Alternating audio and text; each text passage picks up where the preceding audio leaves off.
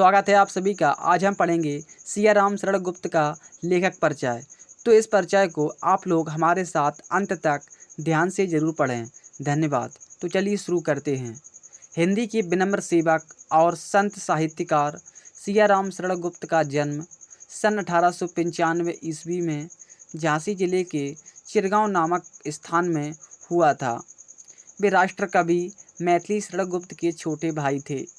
गुप्त जी की प्रारंभिक शिक्षा ग्राम की पाठशाला में ही संपन्न हुई, किंतु उन्होंने स्वाध्याय द्वारा अंग्रेजी, मराठी, गुजराती तथा बंगला का समुचित ज्ञान प्राप्त किया।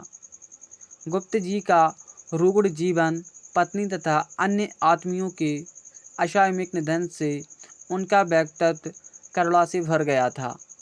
व्यक्तित्व जीवन की करुण अनुभूतियाँ उनके साहित्य के विभिन्न रूपों में अभिव्यक्त हुईं। कवित्व का विकास और साहित्य जगत में प्रतिष्ठा सरस्वती में प्रकाशित रचनाओं के साथ प्रारंभ हुई। राष्ट्र कवि मैथिली शरण तो आपके लिए प्रेरणा स्रोत रहे हैं। घर के धार्मिक वातावरण और गांधी दर्शन का आपके ऊपर विशेष प्रभाव रहा है। विश्व कवि रविंद्रनाथ की छाप भी उनके साहित्य में परिलक्षित होती है। अंतिम दिनों में वे दिल्ली में रहे। सन 1963 में उनका निधन हो गया। गुप्त जी केवल कवि ही नहीं थे, उनके काव्य के अतिरिक्त नाटकों, निबंधों, उपन्यासों और कहानियों का भी सृजन किया है। उनकी कहानियों में सात्विक उज्ज्वलता के दर्शन होते हैं। सभी कहानियाँ गांधीवादी दर्शन के पूर्णतः प्रभावित हैं। लेखक के सरल व्यक्तित्व की तरह उनकी रचनाओं की वस्तु और शैली सरल है। सियाराम शरण की प्रमुख रचनाएं नीचे दिए गई हैं।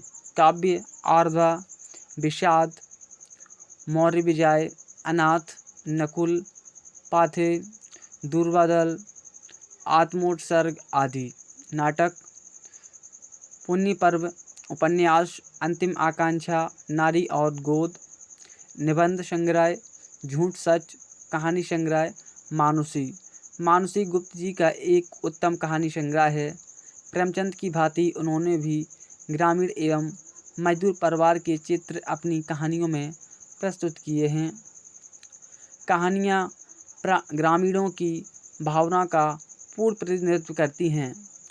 गुप्त जी की भाषा सरल, सुस्पष्ट और परिष्कृत है। बीच बीच में मुहावरों के प्रयोग से भाषा में सजीवता और रोचकता आ गई है। शैली भी सरल, परिमार्जित और स्वाभाविक है। हिंदी साहित्य जगत में उनका अविस्मरणीय स्थान है।